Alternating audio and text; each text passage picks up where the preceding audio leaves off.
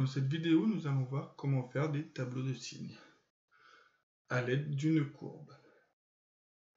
Lors de l'étude d'une fonction, il est souvent utile de déterminer le signe de la fonction en tout point. On va déjà définir ce qu'est une fonction positive et négative. Soit f est une fonction définie sur l'intervalle i de r, on dit que f est positive sur i lorsque, pour tout x de i, toutes les images, donc ça se note f de x, sont supérieures ou égales à 0. De la même manière, on va dire que f est négative sur i lorsque pour tout x de i, toutes les images, donc f de x, est inférieure ou égale à 0.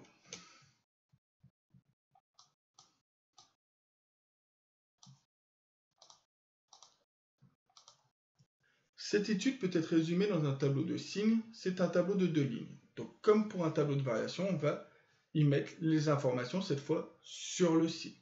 Donc dans la première ligne, on indique les valeurs remarquables, les extrémités de l'ensemble de définition et les valeurs qui annulent la fonction. Donc donner le tableau de signes de la fonction f, donc je vais reprendre ce schéma, enfin cette courbe, et donc on doit donner le signe de la fonction f. Pour ce faire, je vais faire un tableau de signes. Donc un tableau de signes va être représenté par un tableau de 2 lignes. On va mettre ici x et ici f de x.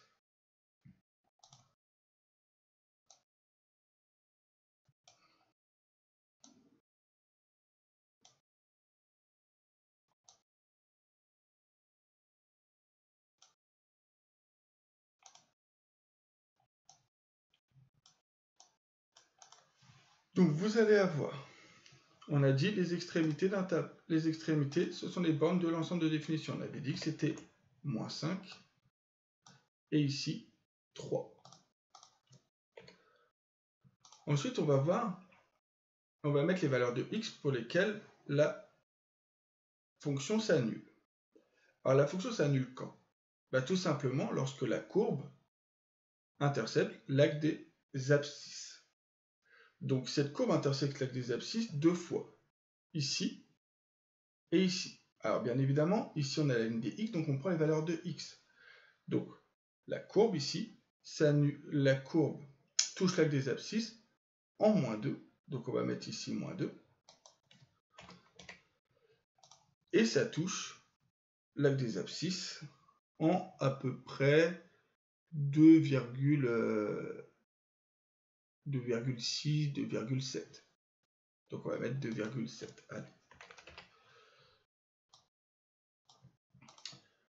Et pour dire que ça s'annule, on va faire une barre en dessous. On va faire une barre en dessous du -2. Et on va y mettre un 0.